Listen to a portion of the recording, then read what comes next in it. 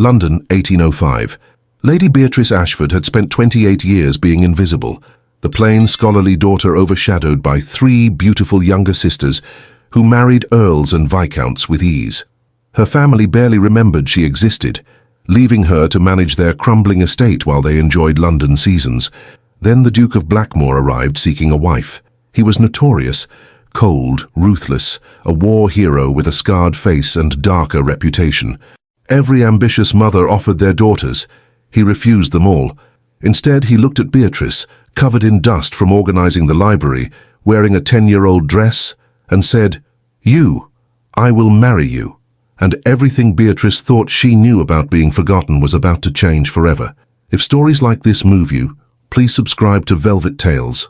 Every subscription helps us share more extraordinary tales of survival, second chances, and the unbreakable bonds between humans and animals.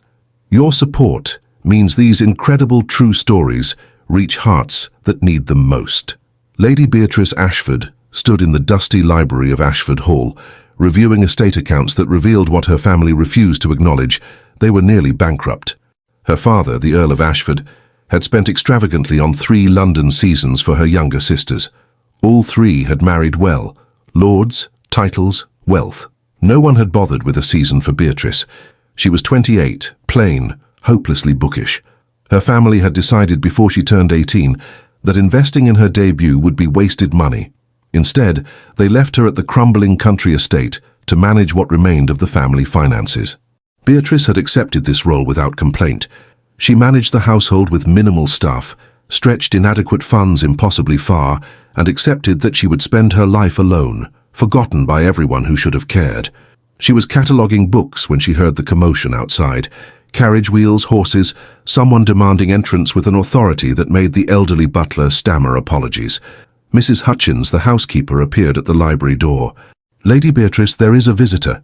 The Duke of Blackridge. He insists on seeing the Earl of Ashford, but his lordship is in London. I told him only you are in residence, but I will see him." Beatrice set down her ledger, brushed dust from her grey dress. 10 years old, mended multiple times, the only decent gown she owned. "Show him to the drawing room. I will be there shortly." She had heard of the Duke of Blackridge. Everyone had. Nicholas Thorne, war hero, ruthless businessman, owner of half of northern England. He was 35, unmarried, and notorious for being cold, calculating, and completely uninterested in society's expectations. He was also scarred. A saber wound across his left cheek, received during a cavalry charge that had made him a legend. Women found him terrifying. Men found him intimidating. He attended no balls, courted no one, and had made it clear he had no interest in marriage. So what was he doing at Ashford Hall? Beatrice entered the drawing room to find him examining the peeling wallpaper with visible distaste. He was tall, over 6 feet, with dark hair, grey eyes, and that infamous scar cutting from temple to jaw. He wore expensive black clothing that made the shabby room look even more pathetic by comparison. "Your Grace, I am Lady Beatrice Ashford. My father is currently in London. How may I assist you?" He turned, his grey eyes sweeping over her with clinical assessment. She saw him catalogue everything: her plain face, her outdated dress, her ink-stained fingers, her hair pulled back in a severe knot. "You are the eldest daughter, the one they left behind to manage the estate." It was not a question. Beatrice felt her spine stiffen. "Yes, I manage Ashford Hall in my father's absence. If you have business with the Earl—" "I have business with you. I need a wife. You need financial security. I am proposing a practical arrangement." Beatrice stared at him, certain she had misheard. "I beg your pardon? I need to marry. Society demands it. My family demands it. My business associates expect it. I have no interest in the usual courtship dance, simpering debutantes, ambitious mothers, romantic expectations I cannot fulfill. I want a practical wife who understands this is a business arrangement, not a love match." "And you think I am that practical wife?" "Yes, you are intelligent. This library is immaculately organized despite obvious resource constraints. You are competent. The estate accounts I glimpsed show sophisticated management. You are not looking for romance. At 28 with no prospects, you know marriage offers are unlikely. We can benefit each other. I provide financial security, you provide household management and the appearance of proper marriage. No emotional expectations. Just practical partnership. Beatrice felt fury rise, sharp and unfamiliar. Your Grace, you walk into my home, assess me like livestock, and propose marriage as a business transaction. You assume I am so desperate that I will accept being your convenient duchess. Are you not desperate? Your family has abandoned you here. Your father spends money he does not have on your sisters while you manage poverty alone. You have no prospects, no options, no future beyond remaining your family's unpaid servant. I am offering you an escape. Why would you refuse? Because I have dignity. Because I will not be someone's convenient solution. Because marriage should be... She stopped, realizing how naive she sounded. Should be what? Love? Romance? Lady Beatrice, how many proposals have you received? How many men have courted you? Your sisters married lords. You have been forgotten. I am not offering romance.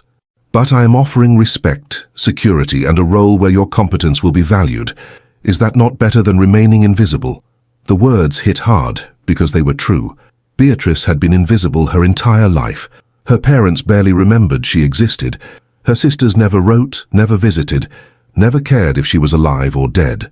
I need time to consider your proposal. You have 3 days. I am staying at the inn in the village. Send word when you have decided. But Lady Beatrice, understand, this offer will not be repeated.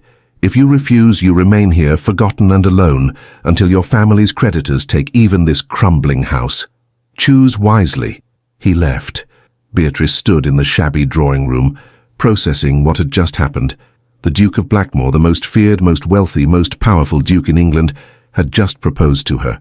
Not to her beautiful sisters, to her, the forgotten, invisible, plain, eldest daughter. It should have felt like a fairy tale.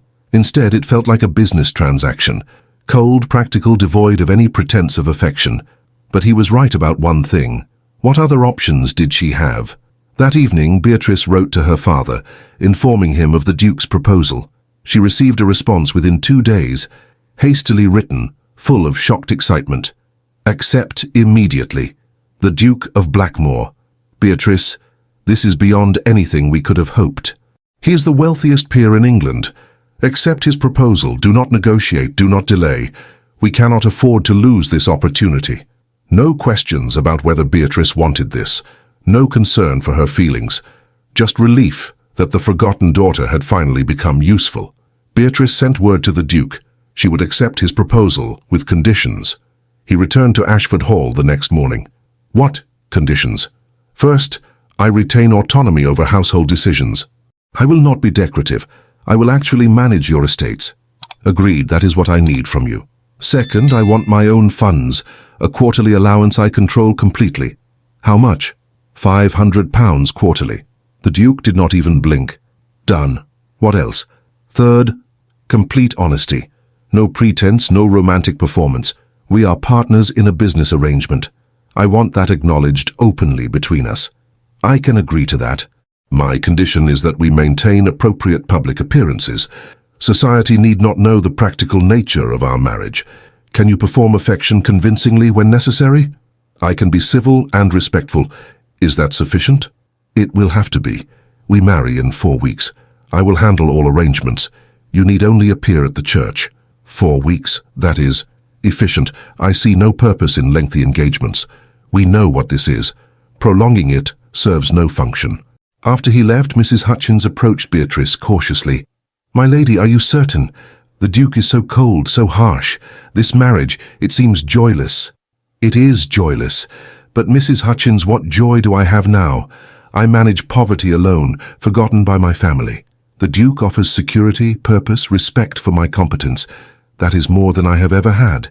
But love, my lady, is a luxury for beautiful women like my sisters. I am not beautiful. I am practical. This marriage is practical. That will have to be enough. The 4 weeks passed in a blur. The Duke sent seamstresses to create a trousseau, gowns far finer than anything Beatrice had owned.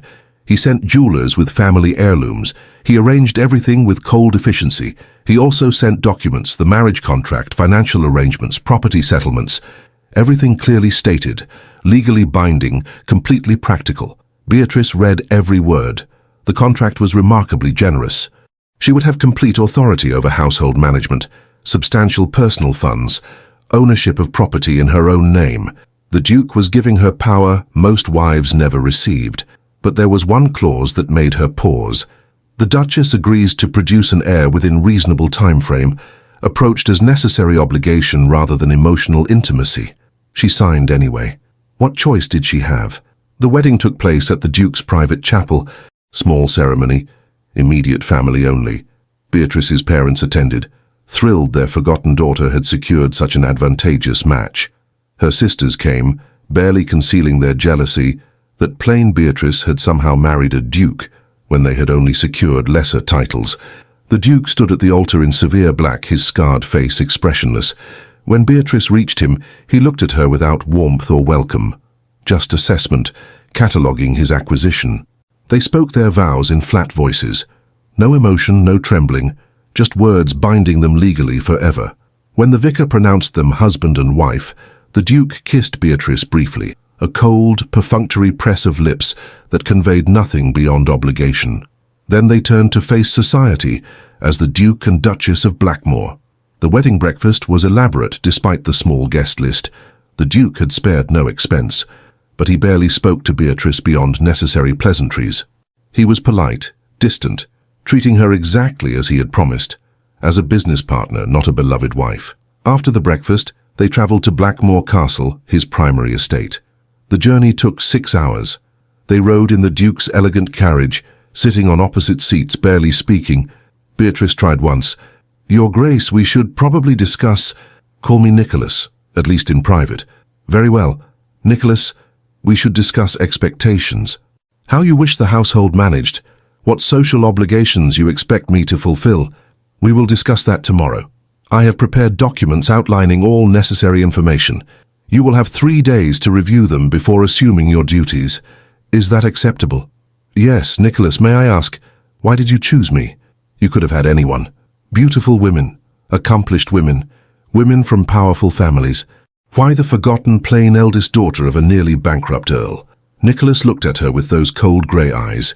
"Because you are competent, because you understand this is practical rather than romantic, because you will not bore me with emotional demands I cannot fulfill, because you needed escape and I needed a capable duchess. We are well matched in our mutual practicality."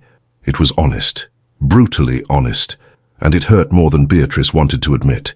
Blackmore Castle was magnificent, 10 times the size of Ashford Hall, perfectly maintained, staffed by dozens of servants.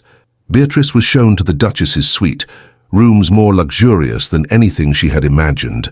Mrs. Pemberton, the housekeeper, greeted her formally. "Your Grace, welcome. His Grace has instructed that you have complete authority over household matters. The staff await your direction." "Thank you, Mrs. Pemberton. I will need several days to understand current operations before implementing any changes." "Of course, Your Grace. His Grace also asked me to inform you that he maintains separate apartments. The Duke's suite is in the East Wing. You will have complete privacy here." Complete privacy, separate apartments. A marriage in name only, at least for now. That night, Beatrice lay alone in her enormous bed, processing her new reality. She was a duchess. She had security, resources, purpose. But she also had a husband who viewed her as a business associate, who had married her for practical reasons, who had no interest in her beyond her competence. She had escaped being forgotten at Ashford Hall, but was being a convenient duchess really better than being an invisible daughter? The next morning, Nicholas summoned her to his study. He handed her thick folders of documents. Estate accounts, household budgets, staff lists, social obligations, business interests requiring your oversight. Review everything. We meet in 3 days to discuss your initial assessment and proposed changes. You want me to propose changes? I assumed you would tell me how you wish things managed. I hired you for your competence. Use it. I do not need a wife who simply follows instructions. I need a partner who thinks strategically and improves operations. That is your role, Beatrice. Not decoration, actual contribution. Over the following 3 days, Beatrice immersed herself in understanding Blackmore's operations. The estate was vast, complex, generating enormous income. But she found inefficiencies, outdated practices, opportunities for improvement. When they met again, she presented a detailed analysis. Your household expenses are excessive due to poor purchasing coordination. Your tenant relations are adequate, but could be improved through better communication systems. Your charitable contributions are scattered and ineffective. Consolidating them would increase impact. I have prepared recommendations for all of these areas. Nicholas read through her proposals with growing interest. This is sophisticated work. You identified problems I was not aware existed. Can you implement these changes? Yes, but I will need your complete support. Some staff will resist changes to long-established practices.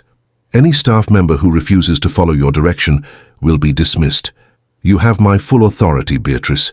Use it. It was intoxicating, being given real power, real responsibility, real trust in her abilities. At Ashford Hall, she had managed poverty and neglect. Here, she could actually build something. Over the following months, Beatrice transformed Blackmore's operations. She restructured household expenses, saving thousands of pounds annually. She improved tenant relations, increasing both productivity and satisfaction. She consolidated charitable giving, creating meaningful impact instead of scattered donations. Nicholas watched this transformation with evident satisfaction. You have exceeded my expectations. The estate is running more efficiently than it has in years. You have proven your worth, Beatrice. Thank you. Though, Nicholas, I notice you keep using commercial language. Proven your worth, exceeded expectations. I am your wife, not an employee. You are both. This is a practical arrangement. You perform your role well. I acknowledge that performance. Is that not appropriate? It is appropriate, but it is also cold. Nicholas, we have been married 4 months. We have barely spoken beyond business discussions. We maintain completely separate lives. Is this truly what you want? Nicholas's expression shuttered. It is what I can offer. Beatrice, I told you from the beginning, I cannot provide emotional connection. I am not capable of it. If you require warmth, affection, companionship beyond professional partnership, you married the wrong man. I am not asking for love, but Nicholas, complete isolation is unsustainable. We are married. We live in the same house. Could we not at least attempt conversation beyond estate management? Could we not try to become friends? To what purpose? To make this marriage tolerable? Nicholas, I have spent 28 years invisible and forgotten. I thought being your Duchess would be different. But I am still invisible. You see my competence, but not me as a person. That is lonely. Nicholas was quiet for a long moment. I do not know how to be different. Beatrice, I spent 6 years at war. I saw things, did things that destroyed my capacity for normal human connection. I came back broken. I can function in business and estate management, but emotional intimacy, I do not know how to do that anymore. Then perhaps we could learn together. Nicholas, I am not asking for romance, just human connection. Could we have dinner together occasionally? Not to discuss business, but simply to talk? About what? Anything. Books, philosophy, your experiences, my thoughts. Anything beyond ledgers and budgets. Nicholas looked uncomfortable. I will try. But Beatrice, do not expect transformation. I am what I am, damaged, cold, incapable of providing what most wives expect. I do not expect transformation. I expect effort. That is all I ask. They began having dinner together twice weekly. Awkward at first, 2 strangers trying to find common ground beyond practical matters, but gradually, conversation became easier. Beatrice discovered that Nicholas was widely read, deeply intelligent, and surprisingly thoughtful when he allowed himself to be. He spoke about his experiences in the war, not the battles, but the strategic challenges, the moral complexities, the weight of command. I was responsible for men's lives, he said one evening. Every decision I made meant someone lived or died. That kind of responsibility changes you, makes you hard, makes you calculate everything, assess every risk, trust nothing and no one. Do you trust me? Beatrice asked.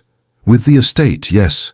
With my business interests increasingly, but personally, I do not trust anyone personally. That capacity died somewhere in Spain. That must be exhausting. Never trusting, never connecting.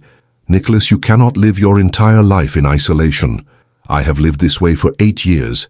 It works. Does it? Or are you simply surviving rather than living? Nicholas had no answer to that. 6 months into their marriage, Beatrice received a letter from her sister Arabella, now Lady Pemberton. It was the first contact from any of her sisters since the wedding. Dearest Beatrice, I hope this letter finds you well. Mamma tells me you have been managing Blackmore brilliantly. We are all so proud that you secured such an advantageous match, even if it is somewhat peculiar that the Duke chose you over more obvious candidates. I write because I need your help. Pemberton's estate is struggling financially. I wondered if the Duke might consider a loan or investment. Surely as family he would be willing to assist. Your loving sister, Arabella. Beatrice read the letter 3 times, fury building. 6 months of silence. No inquiries about her well-being, no interest in her life, just a request for money. She showed the letter to Nicholas. This is the first contact from any of my sisters since our wedding. They want money. Nicholas read it, his expression hardening. Your family is predictable. They ignored you for 28 years.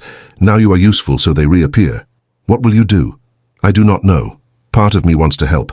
Arabella is my sister. But another part resents being contacted only when I am needed. Then let me be clear. I will not loan money to your family. They treated you abominably. They do not deserve financial support. If you wish to help personally from your own funds, that is your choice. But Blackmore Resources will not subsidize people who forgot you existed until you became convenient. His protectiveness surprised her. You are angry on my behalf. Your family used you, left you to manage poverty alone while they enjoyed London seasons. Now they want access to your husband's wealth. That is exploitation, Beatrice. You owe them nothing. She wrote back to Arabella, declining the request politely but firmly. The response came within days, offended, accusatory, suggesting Beatrice had become cold and selfish since marrying the Duke. Beatrice showed Nicholas this second letter. He read it and said flatly, "Ignore her. She is attempting manipulation. You set a boundary. She is testing whether you will maintain it. Do not respond. But she is my sister. She is someone who ignored you until you became useful. That is not family, Beatrice. That is opportunism. You deserve better." 8 months into the marriage, Nicholas asked something unexpected. "We should discuss producing an heir. The marriage contract specifies it as an obligation." Beatrice felt her stomach tighten. "Yes, I am aware. I want to approach this practically. No pretense of romance, no emotional complication, simply fulfilling a necessary requirement. Can you accept that?" "I suppose I must." "Nicholas, will you at least try to be gentle? I have no experience with this aspect of marriage." Something shifted in his expression. Concern, perhaps. "I will not hurt you. Beatrice, I may be cold, but I am not cruel.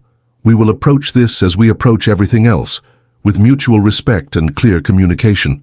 If at any point you are uncomfortable, tell me. We stop immediately." The first time was awkward, clinical, completely devoid of passion. Nicholas was true to his word, careful, respectful, ensuring her comfort despite the mechanical nature of the encounter. Afterward, he returned to his own rooms immediately. No cuddling, no intimacy beyond the physical act, just completion of an obligation. Beatrice lay alone in her bed, processing what had happened. She had known this marriage was practical, but experiencing the reality of practical intimacy was harder than she had anticipated. Over the following months they established a pattern. Intimacy occurred on a schedule. Twice weekly, approached with the same efficiency Nicholas brought to business meetings. He was never cruel, never demanding, but he was also never warm, never affectionate. It was functional, and it was lonely. 10 months into the marriage, Beatrice discovered she was pregnant. She told Nicholas over breakfast, unsure how he would react. "I am with child. The physician confirmed it yesterday." Nicholas set down his teacup carefully. "That is good. The heir is necessary. Are you well? Do you need anything?" "I am well. Morning sickness, but manageable." "Nicholas, are you pleased about the child?" "Pleased is not the correct word. Satisfied that we have fulfilled this obligation efficiently, yes. The child is not an obligation. It is a person, our child. I understand that intellectually, but Beatrice, I do not feel the emotions you seem to expect. I do not feel joy or excitement. I feel a nothing, just acknowledgement that a necessary task has been completed." Beatrice felt tears threaten. "How can you feel nothing about your own child?" "The same way I feel nothing about most things. The war broke something in me, Beatrice. I told you I was damaged.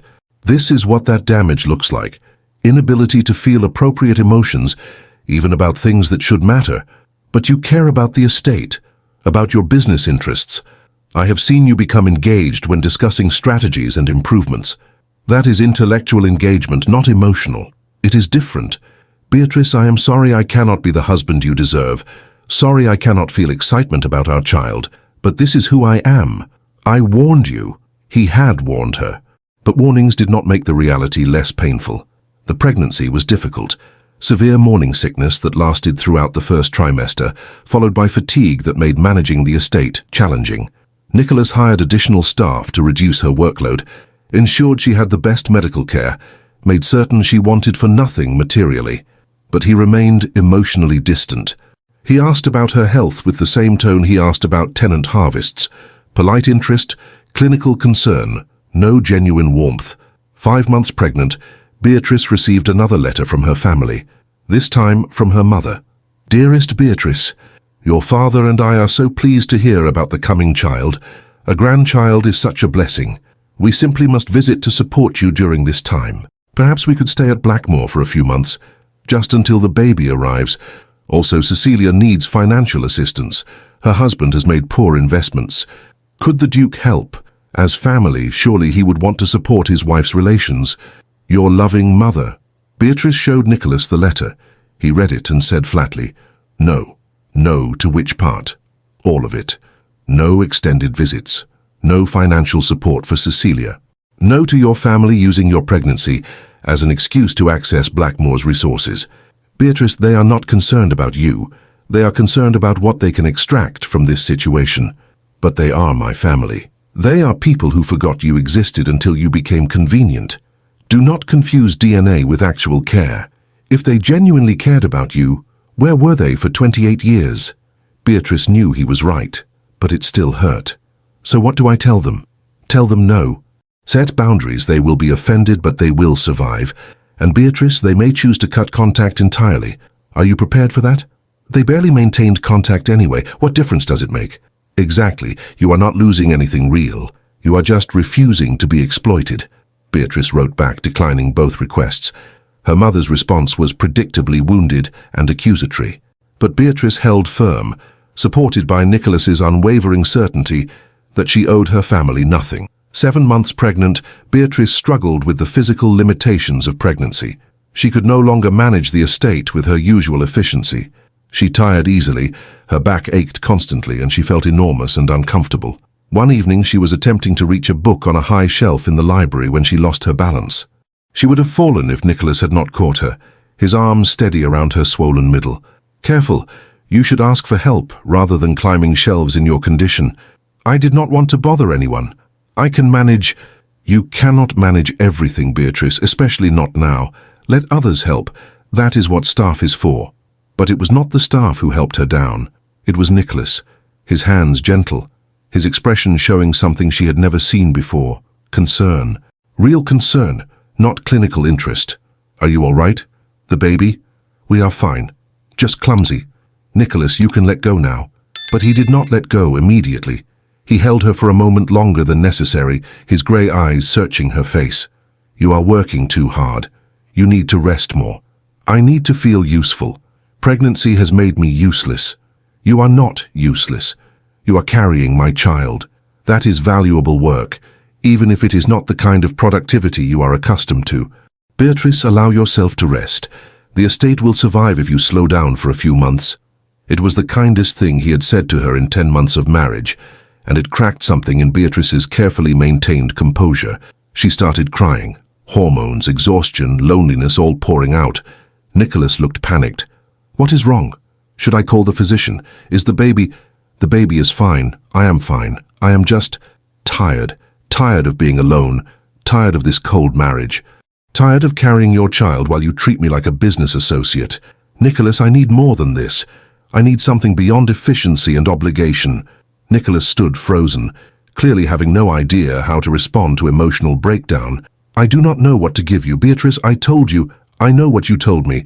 But Nicholas, you just showed concern, real concern. I saw it in your eyes. You can feel. You choose not to. It is not choice. It is self-protection. If I let myself feel, everything I have locked away comes flooding back. The war, the deaths, the guilt, I cannot handle that. So I feel nothing. It is safer. Safer for you. Lonely for me. Nicholas stepped back, his expression shuttering closed again. I am sorry I cannot be what you need, but Beatrice, I can try to be. present. More present than I have been. Would that help? I do not know, but I am willing to try if you are. Over the final months of pregnancy, Nicholas made visible effort to be more present. He did not become warm or affectionate, but he was there. He sat with Beatrice in the evenings, reading while she worked on baby clothing. He asked about her day beyond estate business. He made certain she was comfortable, rested, cared for. It was not love, but it was consideration. And after 10 months of cold practicality, even small gestures felt significant. Their daughter was born on a cold February morning after 16 hours of difficult labor. Nicholas paced outside the birthing room, forbidden entry by the midwife, clearly anxious despite his attempts to maintain composure. When the midwife finally emerged and said, "Your Grace, you have a daughter, healthy, strong, and your wife is well," Nicholas's legs nearly buckled with relief. He entered the room to find Beatrice exhausted but smiling, holding a tiny bundle wrapped in blankets. "Come meet your daughter." Nicholas approached cautiously as if the baby might break. When he looked down at the small face, something shifted in his expression.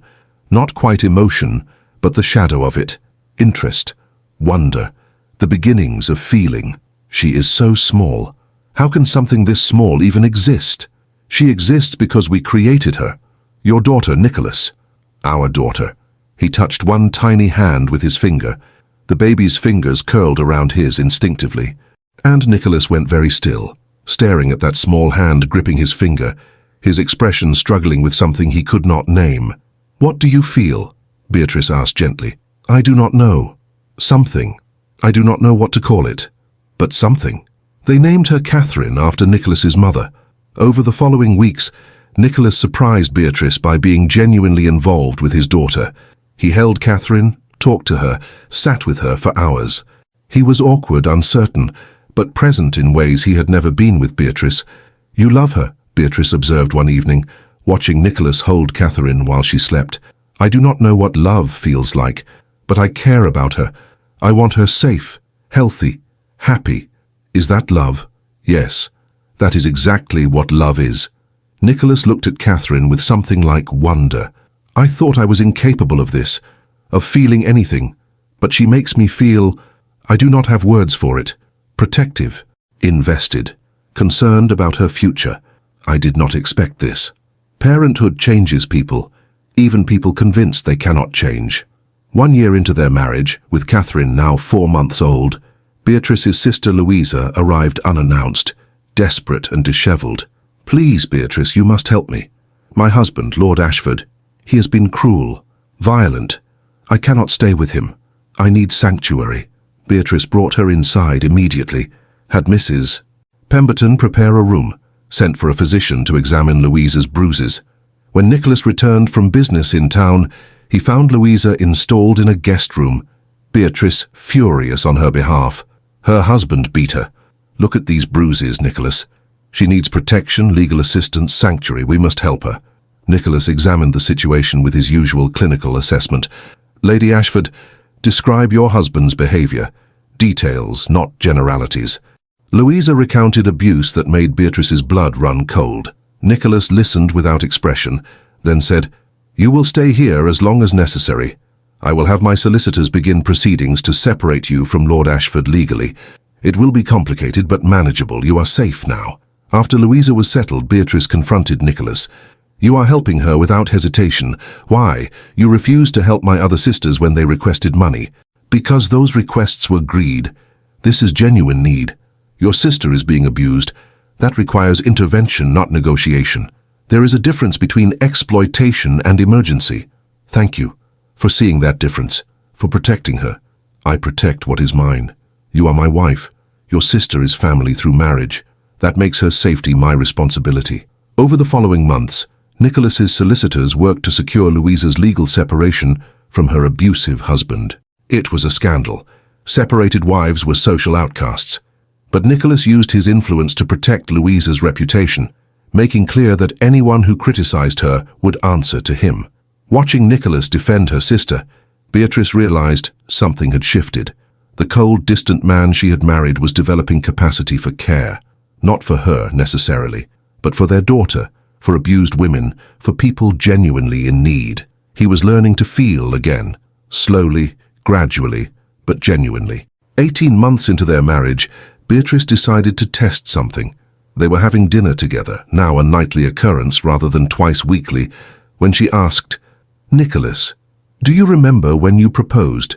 You said you needed a practical wife who would not bore you with emotional demands." "Yes, that assessment proved accurate. You have been an excellent duchess. But Nicholas, we have become more than business partners. You care about Catherine. You protected Louisa. You make effort to be present with me. That is not purely practical anymore." Nicholas set down his fork, his expression troubled. "I do not know what it is. I agreed to a practical marriage. But Beatrice, somewhere in the past 18 months, this became more. I do not know what to call it. I care about your well-being beyond estate management. I want Catherine to thrive. I feel protective of you both. That was not part of the original agreement. Are you unhappy about that?" "No. Just confused. I thought I was incapable of emotional attachment. The war destroyed that capacity. But evidently I was wrong. Or perhaps you and Catherine have somehow rebuilt what I thought was permanently broken. What do you want now, from this marriage?" Nicholas considered carefully. "I want what we have been building. Not the cold practicality I initially proposed, but what we have actually created.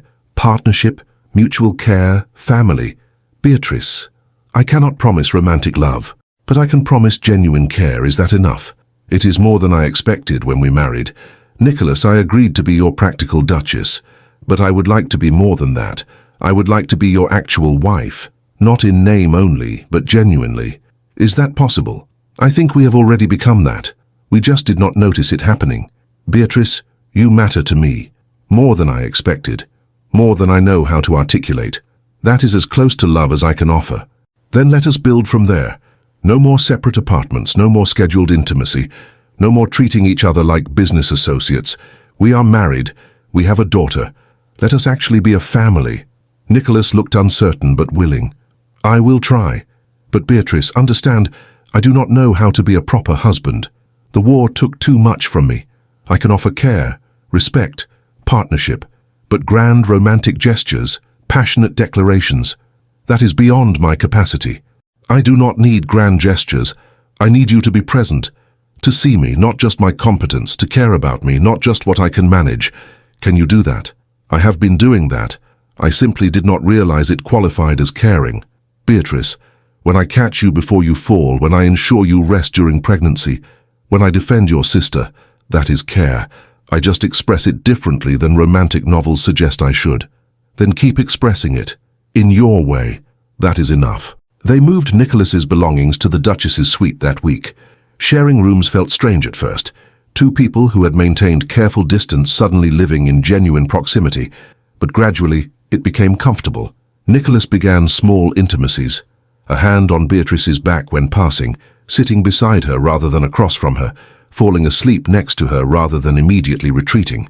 It was not passionate romance, but it was connection. And after 18 months of isolation, connection felt revolutionary. 2 years into their marriage, Beatrice discovered she was pregnant again. Nicholas's reaction was markedly different from the first pregnancy. "Another child. Are you well? Do you need anything? Should I adjust your workload immediately?" "Nicholas, I just told you 5 seconds ago. How do you already have a management plan?" "Because you are carrying my child. That is important. More important than estate management or business. Beatrice, Catherine changed everything for me, made me capable of feeling again. This second child, I am actually excited. Is that appropriate? Am I allowed to feel excited?" Beatrice laughed, tears threatening. "Yes, you are absolutely allowed to feel excited about your own child. Nicholas, do you understand what you just said? You feel excited. You, the man who claimed to feel nothing, just admitted to genuine emotion." Nicholas looked surprised by his own admission. "I did not I? When did that happen? When did I start feeling things again?" "Gradually. When Catherine was born, when you protected Louisa, when you started actually being present instead of just managing obligations, you rebuilt your capacity to feel without realizing it. Because of you. Beatrice, you did this. You refused to accept my emotional unavailability. You pushed me, gently but persistently, to be more than I thought I could be. You gave me Catherine, who broke through walls I thought were impenetrable. You created an environment where I could heal without even knowing I needed healing. I did not do it alone. You chose to try. You could have remained closed off. Instead, you allowed yourself to change. That took courage. Their son was born 10 months later. They named him James. Nicholas was present for the birth this time, holding Beatrice's hand through labor, refusing to leave despite convention saying fathers should wait elsewhere. When James drew his first breath, Nicholas wept. Actual tears streaming down his scarred face, completely unashamed. I am crying. I did not think I could cry anymore. The war took that from me. But Beatrice, our son, our children, they gave it back. How did this happen? You let it happen. You let yourself feel again. Nicholas, you are not the broken man you thought you were. You are healing. 5 years into their marriage, they had 3 children, Catherine, James, and baby Eleanor. The cold, practical marriage they had begun with had transformed into something genuine, warm, built on accumulated moments of choosing each other. One evening, with all 3 children finally asleep, Beatrice and Nicholas sat in the library, the room where they spent most evenings now. "Do you remember your proposal?" Beatrice asked. "When you walked into Ashford Hall and told me you needed a practical wife." "I remember. I was arrogant, cold, convinced I knew exactly what I needed. I was wrong about almost everything." "What were you wrong about?" "I thought I needed someone competent who would not demand emotional connection. But Beatrice, competence was only part of what I needed. I needed someone brave enough to demand I be more than my limitations. Someone patient enough to wait while I learned to feel again. Someone strong enough to build a life with a damaged man. That is what you gave me. Not just competence, but healing. You gave me something too. Nicholas, I spent 28 years invisible. My family forgot I existed. Society dismissed me as unmarriageable. Then you chose me, not my beautiful sisters, me, the forgotten plain eldest daughter. You saw value where everyone else saw nothing. That changed everything. You were never plain. That assessment was always wrong. You are extraordinary, intelligent, strong, capable of remarkable things. I saw that immediately. What I did not see was how much I needed you beyond your competence, how much you would transform me just by insisting I be present. "Do you love me?" Beatrice asked, the question she had never dared voice. Nicholas was quiet for a long moment. "I do not know what love is supposed to feel like. The war took my ability to trust those feelings. But Beatrice, I care about you more than I thought possible. I want your happiness. I value your presence. I cannot imagine my life without you in it. If that is love, then yes, I love you. That is love. Exactly what love is. Nicholas, I love you too. Not the way I imagined loving a husband when I was young. Not dramatic passion or romantic gestures, but deeply, genuinely. You are my partner, my friend, the father of my children. You saw me when I was invisible. That is everything." Nicholas pulled her close, an intimacy that would have been impossible in their early marriage. "Thank you for refusing to accept my emotional unavailability. Thank you for pushing me to be more than I thought I could be. Thank you for giving me a family that made me want to feel again." 10 years into their marriage, their children were thriving. Catherine was 9, brilliant and curious. James was 7, charming and mischievous. Eleanor was 5, quiet but observant. They were raised in a household where both parents were present, engaged, genuinely loving. Beatrice's sisters occasionally visited, still somewhat bewildered that their forgotten eldest sister had built the most successful marriage among them. Arabella's husband had died, leaving her a widow. Cecilia was separated from her financially irresponsible husband. Louisa had never remarried after her separation. Only Beatrice had built something lasting. Something real. "How did you do it?" Arabella asked during one visit. "Your marriage is genuinely happy. The Duke adores you. Your children are wonderful. Meanwhile, my marriage was miserable. Cecilia's was a disaster, and Louisa's was abusive. What did you know that we did not?" I knew it was not about beauty or accomplishment. It was about partnership. Nicholas and I built our marriage on mutual respect and shared goals. We grew to love each other through daily choice to be present with each other. That is what sustains love. Not initial attraction, but daily recommitment. "But you started with such a cold proposal, a practical arrangement. How did that become genuine love?" "Because we were both honest about what we needed and what we could offer. We did not pretend. We built from realistic foundation rather than romantic fantasy." That honesty created space for real intimacy to develop. 15 years into their marriage, Nicholas fell seriously ill, a lung infection that would not resolve, that gradually weakened him despite the best medical care. The physicians were pessimistic. His lungs had been damaged during the war, made him vulnerable to illness. Beatrice sat beside his bed, refusing to leave, managing the estate from his bedroom. "You cannot die. We have too much left to do. Our children need you. I need you. Beatrice, I am 50 now. I have had 15 extraordinary years with you. That is more than I deserved after the way I proposed, cold, practical, viewing you as a convenient solution. You gave me everything despite my limitations. You gave me everything too. Nicholas, you chose me when I was invisible. You valued me when I felt worthless. You built a family with me. I cannot lose you now. If I die, you will continue. You are the strongest person I know. Beatrice, you survived 28 years of being forgotten. You transformed a cold, damaged man into someone capable of love. You raised extraordinary children. You will survive this too. I do not want to just survive. I want you with me." But Nicholas continued to decline. 3 weeks later, he died peacefully, holding Beatrice's hand, surrounded by his children. His last words were, "Thank you for refusing to accept my practical proposal as the whole story. Thank you for building something real from my cold beginning. Thank you for 15 years of love I never expected to have. You are extraordinary, Beatrice. Never forget that." The funeral was enormous. Nicholas had been beloved by his tenants, his business associates, his community. But the most moving tribute came from Beatrice herself, who insisted on speaking despite her grief. "My husband proposed to me 15 years ago, in the coldest, most practical terms imaginable. He needed a wife. I needed security. We would marry as business partners, maintain emotional distance, fulfill obligations without sentiment. It was the least romantic proposal in history, and I accepted it because I had no other options. I was 28, plain, forgotten by my family. I thought practical marriage was better than no marriage at all. I was wrong. Not about marrying Nicholas. That was the best decision of my life, but about settling for practical partnership. Because Nicholas and I did not remain business partners. We built something real. He was damaged by war, convinced he was incapable of love. I was damaged by neglect, convinced I was unworthy of love. We were two broken people entering a marriage with low expectations. But somewhere between that cold proposal and today, we healed each other. Nicholas learned to feel again, because our daughter Catherine cracked through his emotional walls. I learned I was worthy of love, because Nicholas saw value in me that no one else had seen. We built 15 years of genuine partnership, real love, and family that neither of us expected when we married. That is Nicholas's legacy, not his wealth or title, but proof that broken people can heal each other if they are brave enough to try.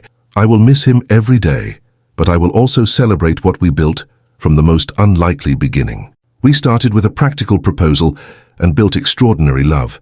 That is enough, that is everything. After the funeral, Beatrice struggled. 15 years of partnership meant 15 years of building a life together. Now half that life was gone. Her children rallied around her. Catherine, now 19, took over some estate management. James, 17, assisted with business matters. Eleanor, 15, simply stayed close, providing quiet comfort. "Mama, how do you survive this?" Catherine asked one evening. "Losing someone you loved for 15 years? I do not know yet, but your father asked me to keep living fully, so I will try. For you, for your siblings, for the estate we built together. That is how I honor him, by continuing what we started." 5 years after Nicholas's death, Beatrice was 53, still managing Blackmore with Catherine's assistance. She had built a life full of purpose, raising her children, managing the estate, using her wealth to help women in situations like she had once faced. One afternoon, she received an unexpected visitor. Her father, the Earl of Ashford, now elderly and frail. "Beatrice, I wanted to see you before I die, to say things I should have said decades ago." "What things, father?" "That I am sorry for forgetting you, for leaving you at Ashford Hall alone while we enjoyed London with your sisters, for never investing in your debut, never believing you deserved the same opportunities. Beatrice, we treated you abominably. I see that now, too late. Why are you telling me this now, after all these years?" "Because I am dying. Because I want you to know you were always worthy of love and attention. Our failure to see that was our fault, not yours. You proved that by building an extraordinary life despite our neglect. I am proud of you, Beatrice. I should have told you that 30 years ago. Beatrice felt complicated emotions. Anger at decades of neglect, sadness for time wasted, reluctant forgiveness for a dying old man. Thank you for the apology. It does not undo the past, but it acknowledges it. That matters. After her father left, Beatrice reflected on how far she had come, from invisible daughter to beloved duchess, from forgotten to extraordinary, from practical marriage to genuine love. Nicholas had been right in his proposal. She needed escape and he needed a capable wife, but he had been wrong about what they would build. They had created something far beyond practical partnership. 10 years after Nicholas's death, Beatrice's children were grown. Catherine had married well, to a man who valued her intelligence. James managed Blackmore brilliantly. Eleanor had shocked everyone by becoming a physician. Beatrice found herself alone again at Blackmore. Not abandoned this time, but genuinely alone as her children built their own lives. One evening, she sat in the library, surrounded by books she and Nicholas had read together. She found a letter tucked into one of his favorite volumes, written in his handwriting, clearly left for her to find after his death. My dearest Beatrice, if you are reading this, I am gone. And you are probably sitting in our library, surrounded by our books, trying to figure out how to continue without me. So let me tell you, you will be fine. You were fine before I arrived with my cold proposal. You will be fine after I am gone. You are the strongest person I have ever known. But Beatrice, I need you to know something. That practical proposal I made 15 years ago, it was the stupidest and smartest thing I ever did. Stupid because I thought I was hiring a competent household manager. I had no idea I was actually finding the love of my life. Smart because I somehow recognized that you were extraordinary, even when I was too damaged to feel anything about it. You saved me, Beatrice. I was broken, emotionally dead, convinced I would never feel again. You refused to accept that. You pushed me gently but persistently to be more than my limitations. You gave me children who made me want to feel. You built a marriage so full of love that I had no choice but to heal. That is your gift, not just to me, but to everyone you encounter. You see worth where others see nothing. You build love from practical foundations. You transform broken people through patient insistence that they can be more than they think. Thank you for accepting my ridiculous proposal.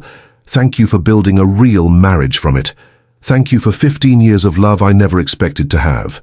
Keep building, Beatrice. Keep transforming lives. Keep being the extraordinary woman you are. That is how you honor what we built, by continuing to be yourself, fully and unapologetically. I love you. I loved you more than I knew how to express.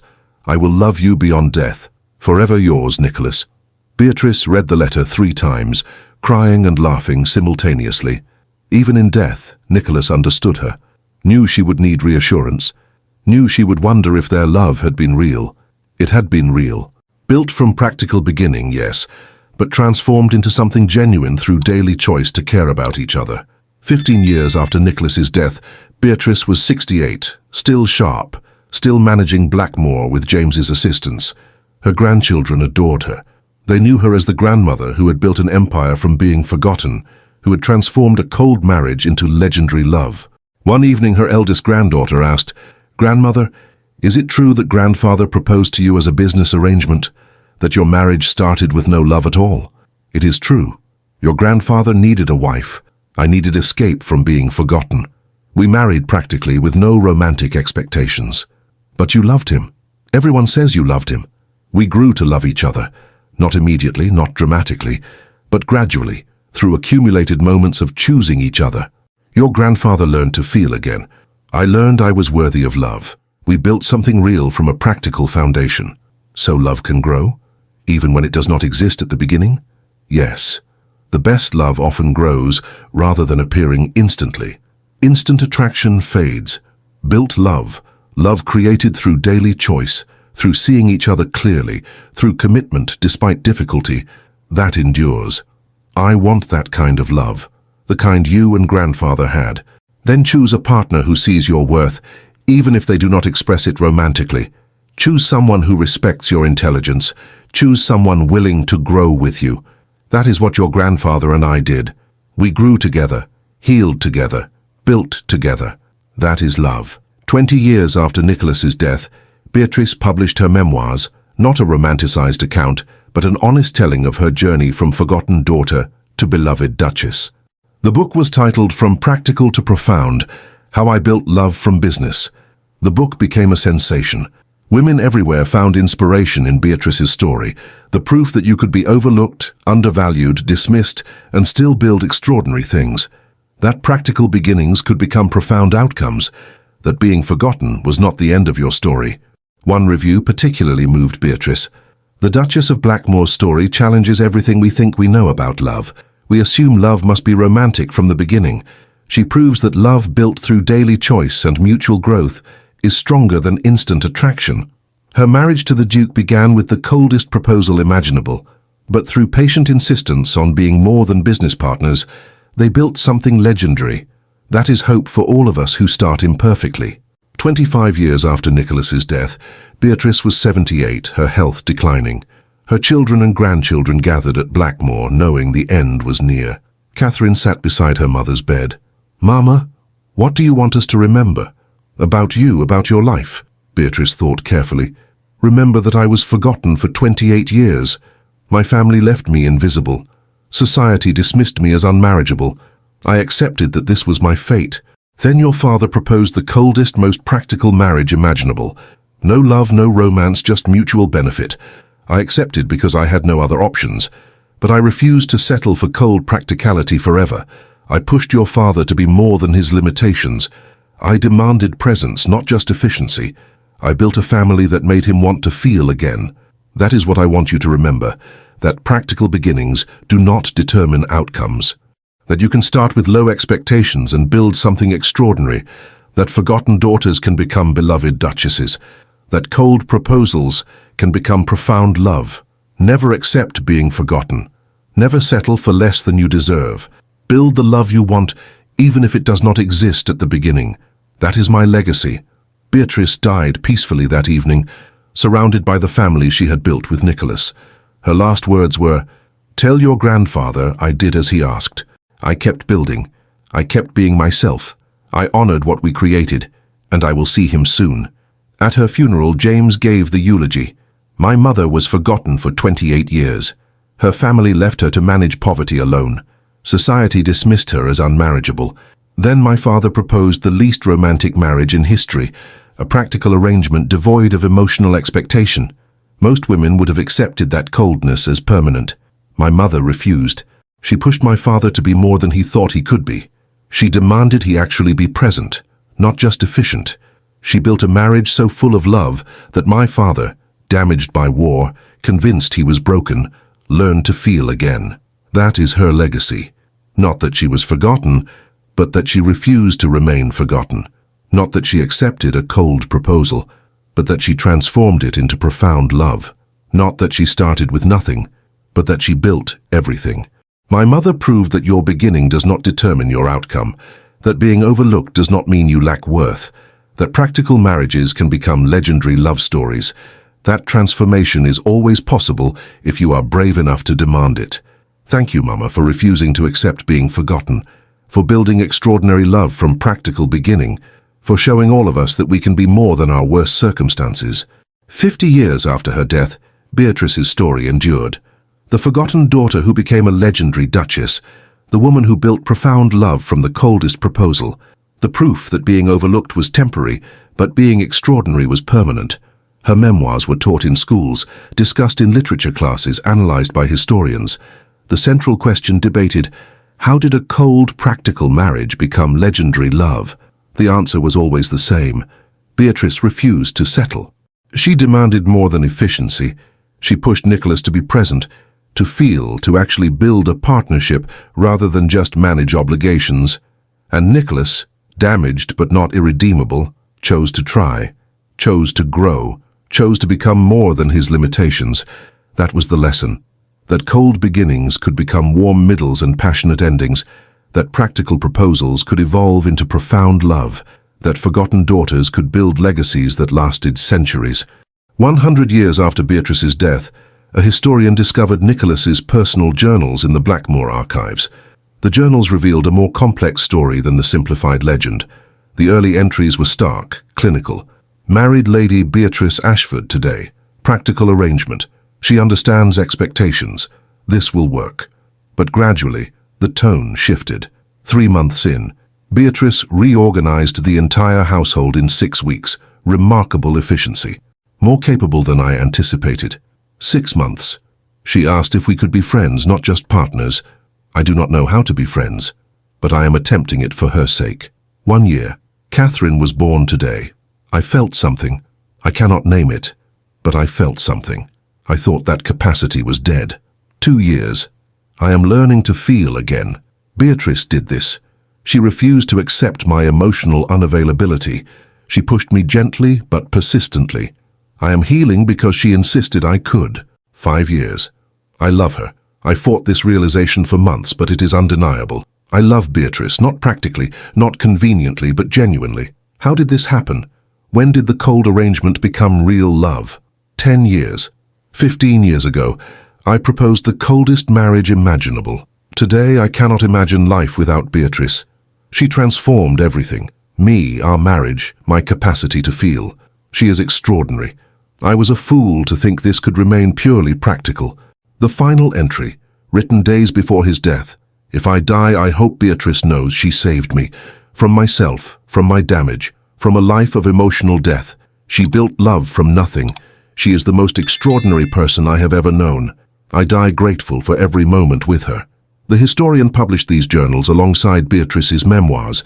Together, they revealed the full complexity of their marriage, the cold beginning, the gradual transformation, the eventual profound love. Critics debated the ethics of such a beginning. Some argued that Nicholas's practical proposal was manipulative, targeting a desperate woman with no other options. Others countered that Beatrice had agency, that she chose to accept knowing full well the terms. But most readers focused on the transformation, on the proof that damaged people could heal, that cold marriages could become warm, that practical arrangements could evolve into genuine love. One critic wrote, "The Duke and Duchess of Blackmore's story challenges our romantic assumptions. We want love to be pure from the beginning, instant attraction, mutual passion, romantic courtship. They prove love can be built from impure beginnings."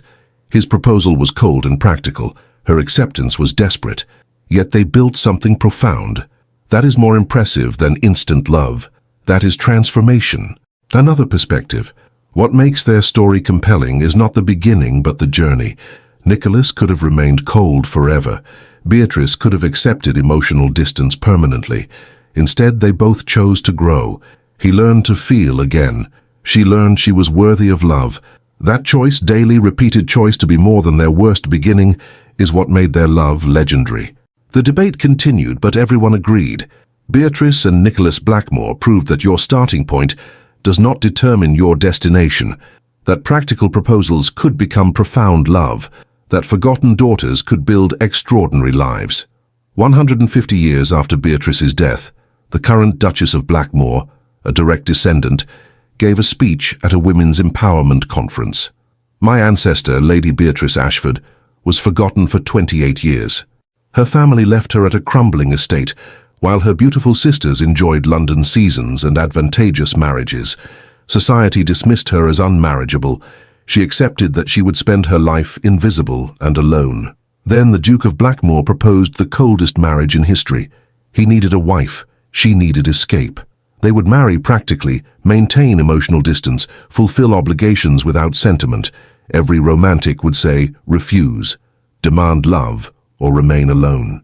But Beatrice was practical. She knew cold security was better than warm poverty. She accepted. Most women would have resigned themselves to loveless marriage. Beatrice refused. She pushed the Duke to be more than his limitations. She demanded presence, not just efficiency. She built a family that made him want to feel again. That is her legacy. Not that she accepted a cold proposal, but that she transformed it. Not that she settled for practical marriage, but that she built profound love from it. Every woman here has been overlooked somehow. Dismissed because you were not beautiful enough, accomplished enough, wealthy enough, young enough.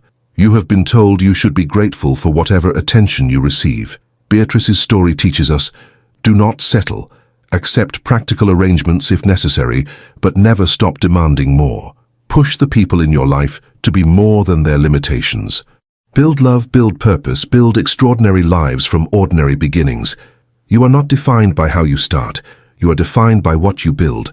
Beatrice started forgotten and built a legacy that has lasted 150 years. What will you build? The speech went viral. Women across the world found inspiration in Beatrice's example, the forgotten daughter who became extraordinary through refusing to accept being overlooked. Young women facing family neglect would remind themselves, remember Beatrice Ashford. She was forgotten for 28 years. Then she built a love so profound it became legendary. If she can do that, so can I.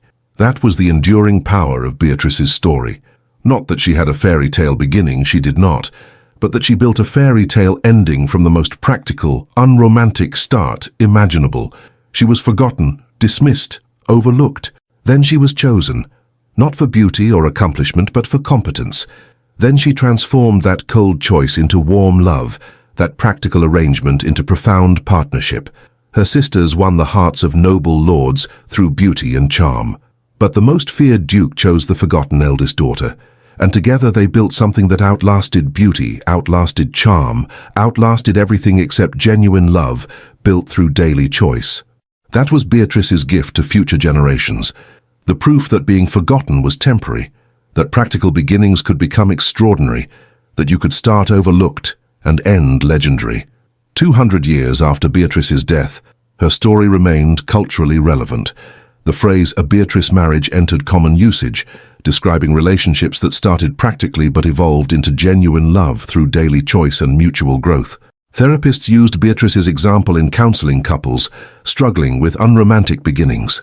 The Duchess of Blackmore built profound love from the coldest proposal imaginable.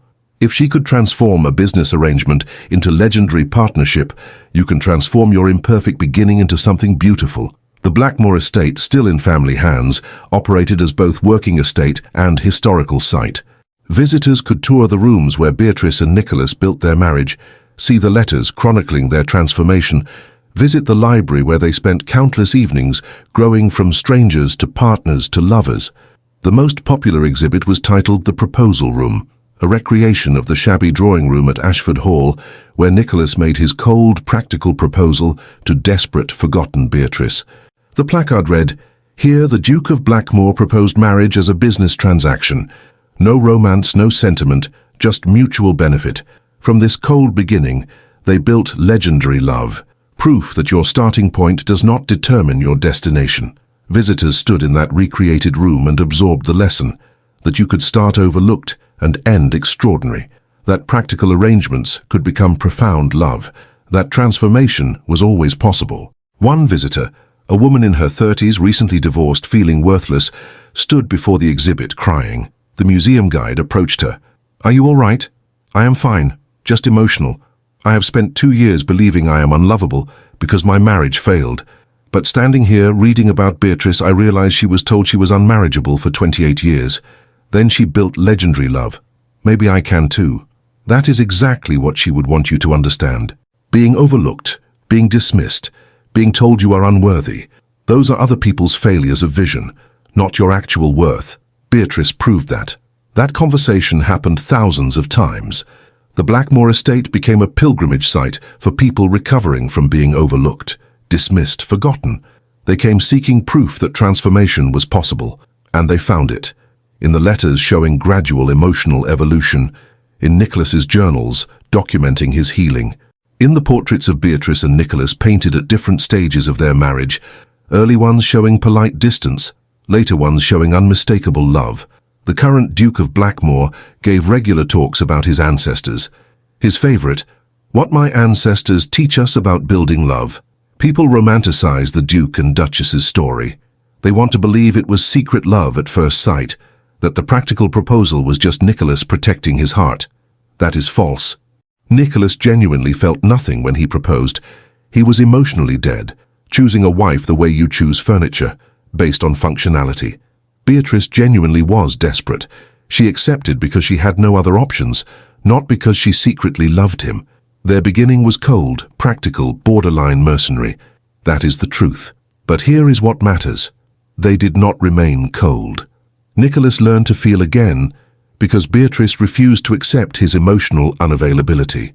Beatrice learned she was worthy of love because Nicholas saw her value when no one else did. They transformed their marriage through daily choice. Not dramatic gestures, but accumulated moments of choosing to be present, to care, to build something real. That is the lesson. Not that love conquers all. It does not. But that love can be built through intentional effort, even from the most unpromising beginning. So if you are in a relationship that started imperfectly, if you feel overlooked or undervalued, remember my ancestors. They started with nothing and built everything. You can too. The speech was given hundreds of times over decades. It became the Blackmore family's mission, preserving and sharing Beatrice's story as proof that transformation was possible. 250 years after her death, a documentary about Beatrice aired internationally. It used the letters, journals, and historical records to reconstruct her life and marriage. The documentary did not shy away from the problematic aspects. It acknowledged that Nicholas's proposal was borderline exploitative, targeting a desperate woman with no alternatives.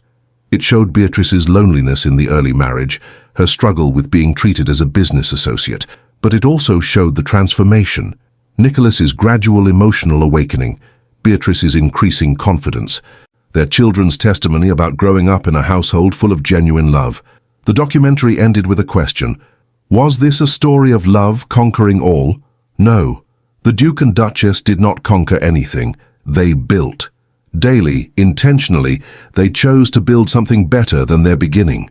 That is not conquest. That is construction. And construction, patient, deliberate building of love from practical foundations, may be more powerful than conquest ever could be. Critics praised the documentary for its honesty, for showing that Beatrice's story was not a fairy tale, but something better, proof that real people with real flaws could build real love through real effort. One reviewer wrote, "This documentary matters because it shows love as work, not magic." The Duchess did not transform the Duke through her love. They transformed each other through mutual commitment to growth. That is more inspiring than any fairy tale. The documentary sparked renewed interest in Beatrice's story. Her memoirs topped bestseller lists again, 2.5 centuries after publication. Women's groups discussed her example. Relationship therapists used her marriage as a case study. The central question remained, how did two people starting from such a cold, practical place build legendary love? The answer, according to scholars who had studied the letters extensively, they refused to remain static. Nicholas could have stayed emotionally closed forever. Beatrice could have accepted being valued only for competence. Instead, they both chose growth. They pushed each other, gently but persistently, to be more than their limitations. That mutual pushing, that shared commitment to becoming better, transformed their marriage from practical to profound. 300 years after Beatrice's death, her story remained the gold standard for unlikely love, the proof that you could start from the most unpromising beginning and build something extraordinary. The Blackmore Foundation, established by her descendants, funded programs helping overlooked women, those dismissed as unmarriageable, too old, too plain, too intellectual. The foundation's motto, taken from Beatrice's own words, was simple: build from where you are. The foundation's most successful program was Practical to Profound, helping women in arranged or practical marriages build genuine love. The program used Beatrice's letters as a curriculum, teaching, demand presence, not just efficiency, push for emotional growth, not just material comfort, build love through daily choice, not dramatic gesture, value transformation over perfect beginning, choose partnership over resignation. Thousands of women went through the program. Many reported that studying Beatrice's example gave them courage to demand more from practical arrangements, to push partners toward genuine connection, to believe transformation was possible. One participant wrote, "I was in an arranged marriage, my family's financial problems, his family's need for an heir. Like Beatrice, I accepted out of necessity, not love. Reading her letters showed me I did not have to settle for cold practicality forever. I started pushing my husband to actually talk to me, to see me as a person, not an obligation. It is working. We are building something real. Beatrice showed me that was possible." Another, "I was the overlooked daughter. My sisters were beautiful, accomplished, married well. I was forgotten. Then I met a man who wanted a capable wife, not a romantic partner. Like the Duke's proposal to Beatrice, it was practical. I accepted. Her story taught me that practical beginnings can become profound if both people choose growth. My husband and I are learning to love each other. It is not dramatic, but it is real. The program expanded globally. In cultures where arranged marriage was common, Beatrice's story provided a roadmap. How to build love from practical arrangement, how to transform obligation into genuine partnership. Critics sometimes argued that promoting Beatrice's example encouraged women to accept unsuitable marriages. You are telling women to settle for cold proposals, hoping they will magically transform into love. That is dangerous. The Foundation's response: we are not encouraging settling. We are teaching transformation. Beatrice did not passively wait for Nicholas to change. She actively pushed him to grow. That is agency, not settling. We teach women to demand growth, not accept stagnation. There is a difference. The debate continued, but the program's success was undeniable. Thousands of women reported building genuine love from practical beginnings, inspired by Beatrice's example. 350 years after her death, the Blackmore estate hosted a massive celebration. Thousands of descendants gathered, a family tree spanning continents, all carrying some genetic trace of Beatrice and Nicholas. The family patriarch, yet another Duke of Blackmore, gave a speech. 350 years ago, my ancestor, Lady Beatrice Ashford, was forgotten. Her family left her invisible. Society dismissed her as unmarriageable. Then the Duke of Blackmore proposed the coldest marriage in history. He needed a wife. She needed escape. They married practically. They should have remained cold forever. Most people in their situation did. Instead, they built legendary love through daily choice to be more than their worst beginning. That is our inheritance. Not wealth or title, though those exist, but the example that transformation is always possible, that forgotten daughters can become extraordinary, that practical proposals can become profound love, that you are defined by what you build, not where you start. My ancestor Beatrice spent 28 years forgotten.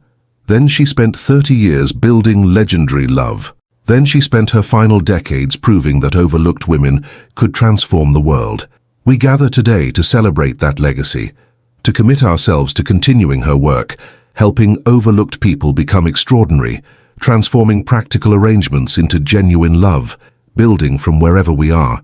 Thank you, Beatrice, for refusing to remain forgotten, for transforming a cold proposal into legendary partnership, for proving that we are more than our worst beginning. The gathered descendants, hundreds of people spanning generations, raised their glasses. To Beatrice, who was forgotten and became legendary, who started with nothing and built everything, who proves that transformation is always possible. That night, descendants shared stories of how Beatrice's example had shaped their own lives. Marriages built from practical beginnings that became genuine love.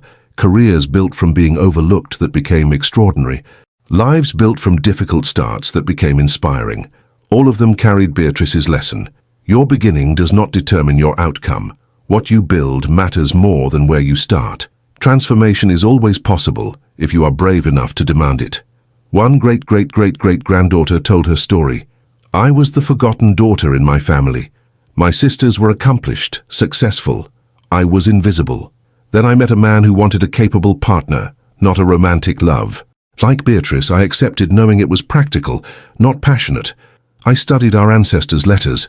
I learned how she pushed the Duke to grow, how she demanded presence, how she built love through daily choice. I applied those lessons.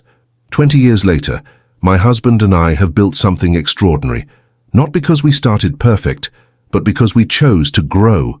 Beatrice taught me that was possible. Her legacy lives in my marriage. Similar stories were told throughout the celebration, each one a variation on Beatrice's theme. Start overlooked, build extraordinarily, transform completely. As the celebration concluded, someone asked the current Duke, "What do you think Beatrice would say if she could see this?" Thousands of descendants, centuries of legacy, her story still inspiring millions. The Duke smiled. She would probably say, "Stop romanticizing my story. I was practical, not perfect. I made the best choices I could with limited options. You can do the same. Stop waiting for perfect beginnings. Build from where you are. That sounds exactly like something she would say, because it is what she did say, in her memoirs, repeatedly. Build from where you are. That was her entire philosophy. Do not wait for ideal circumstances. Start with what you have. Build something better through daily choice. That is her legacy. 400 years after Beatrice's death, her story had achieved mythic status. But unlike most myths that became simplified over time, Beatrice's remained complex. The practical proposal, the cold beginning, the gradual transformation, the eventual profound love. Scholars studied why her story endured when countless other historical romances faded into obscurity. The consensus: authenticity. The Duchess of Blackmore's story endures because it is messily real. She did not start perfectly. She accepted a cold proposal out of desperation. Her early marriage was lonely, but she transformed that imperfect beginning through genuine effort. That authenticity, the honest struggle, the gradual growth, makes her story more inspiring than any sanitized fairy tale. Educational curricula incorporated Beatrice's example in unexpected places. Business schools taught her estate management strategies. Psychology programs analyzed her approach to relationship transformation. Women's studies examined her navigation of limited options and subsequent empowerment. But the most powerful use of her story remained in relationship counseling. Therapists helping couples recover from unromantic beginnings, marriages of convenience, arranged marriages, relationships that started practically rather than passionately, used Beatrice as proof that transformation was possible. One therapist's approach: the Duke and Duchess of Blackmore started with a business transaction. He viewed her as a competent household manager. She viewed him as financial security. That is not romantic, but they did not accept that coldness as permanent. The Duchess pushed the Duke to be present, to feel, to actually build partnership. The Duke, damaged but not irredeemable, chose to try. That is your opportunity too. Yes, your marriage started unromantically, but it does not have to remain that way. What can you build from where you are? What daily choices can transform your practical arrangement into genuine love? The Duchess did not wait for her husband to magically change. She pushed for change while offering grace. That combination, demanding growth while providing safety, is what transformed their marriage. Can you do the same? Many couples reported breakthrough moments when studying Beatrice's letters. Seeing the Duchess's patient insistence, seeing the Duke's gradual emotional awakening, gave them hope that their own practical marriages could become profound. 450 years after her death, a geneticist made an interesting discovery. DNA analysis of Blackmore descendants revealed that Beatrice carried a genetic variant associated with resilience, the ability to adapt to difficult circumstances and build meaning from adversity. The finding sparked debate. Did Beatrice's transformation stem from genetic predisposition? Or was her resilience learned through 28 years of being forgotten? The lead researcher concluded, probably both. The genetic variant provided foundation, capacity for resilience.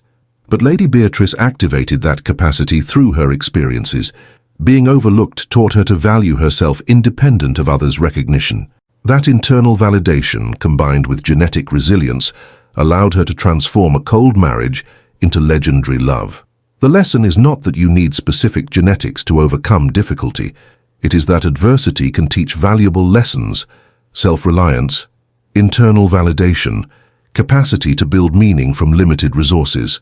The Duchess's 28 years of being forgotten were terrible, but they also prepared her to build extraordinary love from practical beginning. 500 years after Beatrice's death, the Blackmore estate remained in family hands, an unbroken line of descent from Nicholas and Beatrice through 20 generations. The current Duke and Duchess were custodians of the legacy, maintaining the estate and Beatrice's story for future generations. They gave their daughter, named Beatrice, as every generation had at least one Beatrice, a special gift on her 18th birthday. The original letters between the first Duke and Duchess, preserved in climate-controlled archives for 5 centuries. Young Beatrice read them with tears streaming down her face. The early letters, formal, distant, purely practical. The middle letters, warmth creeping in, vulnerability emerging. The late letters, undeniable love, profound partnership, genuine intimacy. They started with nothing and built everything, she said to her parents. Just like the family stories say, But reading the actual letters, seeing the struggle, the gradual change, it is more powerful than any story. That is why we preserve them, her father said.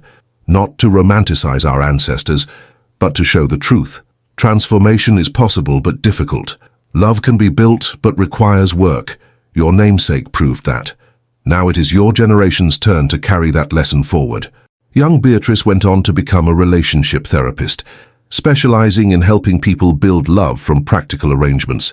She used her ancestors' letters extensively, showing clients the authentic struggle and eventual triumph. My ancestor was forgotten for 28 years, she would tell clients. She accepted a cold proposal out of desperation. Her early marriage was profoundly lonely, but she refused to settle for that loneliness forever. She pushed her husband to grow. He chose to try. Together they built legendary love. That is your opportunity. Yes, your beginning was unromantic, but what you build matters more than how you start. Can you push for growth? Can you choose daily to build something better? Can you transform your practical arrangement the way my ancestor did? Most clients found hope in the story. If the forgotten daughter of a bankrupt earl could build legendary love from the coldest proposal imaginable, maybe they could build something meaningful from their own imperfect beginnings. That was Beatrice's enduring gift. Not that she had a perfect story, but that she transformed an imperfect one. Not that she started with advantages, but that she built advantages from nothing. Not that she was never forgotten, but that being forgotten taught her to value herself independently. Her sisters won the hearts of noble lords through beauty and charm, but the most feared duke chose the forgotten eldest daughter, and together they proved that being chosen for competence rather than beauty, for partnership rather than passion, could lead to something more profound than any romantic beginning. That was the lesson 500 years of descendants carried forward. Build from where you are.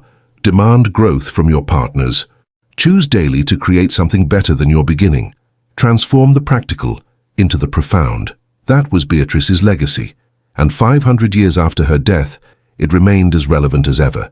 600 years after Beatrice's death, her story reached its final transformation. From historical fact to timeless legend, the details of her life were now taught alongside myths and fairy tales, but with one crucial difference. Beatrice's story was true. Every detail was documented. The cold proposal existed in Nicholas's own handwriting. The lonely early years were chronicled in Beatrice's diaries. The gradual transformation was evident in letters spanning 3 decades. The profound love was testified to by their children and grandchildren. It was not a fairy tale, it was better. It was proof. Proof that forgotten daughters could become extraordinary. Proof that cold proposals could become warm partnerships. Proof that practical arrangements could evolve into profound love. Proof that your beginning did not determine your outcome. On the 600th anniversary of Beatrice and Nicholas's wedding, a global celebration occurred. The Blackmore estate hosted descendants from 6 continents. Museums worldwide featured exhibits about the forgotten daughter who became a legend. Books, films, documentaries retold her story for new generations. But the most meaningful celebration happened in small moments. A woman accepting a practical marriage proposal, remembering Beatrice and choosing to build rather than simply settle. A therapist helping a couple transform their unromantic beginning into genuine partnership. A daughter who felt overlooked, learning that being forgotten was temporary but becoming extraordinary was possible. The current Duke of Blackmore, the 25th since Nicholas, gave a speech broadcast globally. 600 years ago today, my ancestor Nicholas Thornton, Duke of Blackmore, married Lady Beatrice Ashford in the coldest, most practical wedding imaginable. He needed a wife. She needed escape. They married as business partners, expecting nothing beyond functional cooperation. Every romantic would say their marriage was doomed. How could love grow from such sterile soil? But it did grow. Not magically, not instantly, but deliberately. Beatrice refused to accept cold practicality forever. She pushed Nicholas to be present, to feel, to actually build partnership. Nicholas, damaged but not irredeemable, chose to try. Day by day, choice by choice, they transformed their practical arrangement into legendary love. That is their gift to us, not the fairy tale of instant love, but the truth of built love. Love as construction project, not magic spell. Love as daily choice, not dramatic gesture. Love as transformation, not perfection. 600 years later, their lesson remains urgent. You are not defined by how you start. You are defined by what you build. Beatrice was forgotten for 28 years. She could have accepted that as her permanent state. Instead, she built a legacy that has now lasted 6 centuries. You may be forgotten now, overlooked, dismissed, told you are not enough. That is your beginning. What will you build from it? That is Beatrice's question to every generation. Not how do I find perfect love, but what can I build from where I am? Not why was I overlooked, but how do I become extraordinary anyway? Her sisters won hearts through beauty and charm, but the most feared duke chose the forgotten eldest daughter. Why? Because he recognized something society had missed, that Beatrice was extraordinary, even if invisible. That competence mattered more than beauty. That partnership mattered more than passion. He was right. She was extraordinary. She proved it by transforming his cold proposal into legendary love, by building a family that produced 25 generations of descendants, by creating a legacy that has inspired millions for 600 years. So here is my challenge to everyone listening. Stop waiting for perfect beginnings. Stop hoping to be chosen by the right person under ideal circumstances. Start building from where you are. Accept practical arrangements if necessary, but never stop pushing for more. Demand presence from your partners. Choose growth over stagnation. Build love through daily commitment, not dramatic gesture. Beatrice did not have advantages. She was forgotten, dismissed, desperate. But she built extraordinary life through refusing to settle for less than she deserved, even when she started with nothing. You can too. That is her gift. That is her legacy. That is the lesson of the forgotten daughter who became legendary. Build from where you are. The speech ended. 600 years of descendants stood and applauded. For Beatrice, for Nicholas, for the unlikely love they built, for the legacy they created. That evening, as celebrations continued worldwide, a young woman sat alone in her apartment, reading Beatrice's memoirs for the first time. She had just accepted a practical marriage proposal, a business arrangement, not a love match. She was terrified.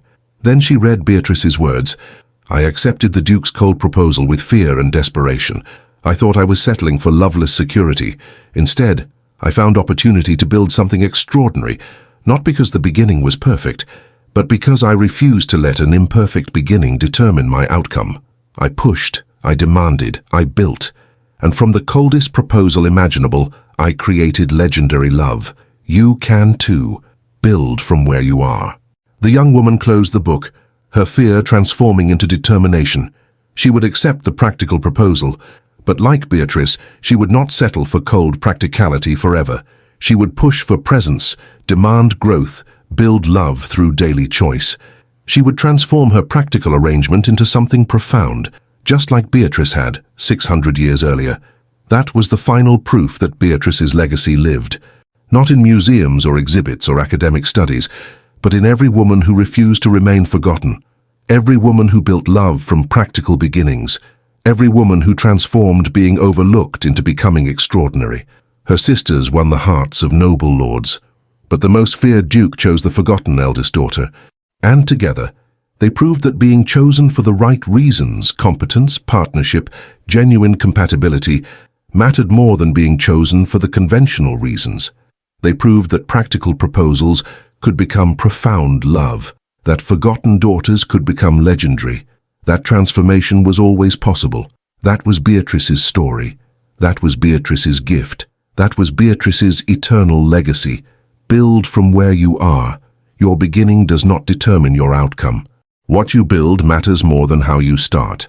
And 600 years after her death, women around the world were still learning that lesson, still being inspired by the forgotten daughter who refused to remain forgotten, still building extraordinary lives from ordinary beginnings, just as Beatrice had done, just as Beatrice had proven was possible, just as Beatrice's legacy promised would always be possible for anyone brave enough to try.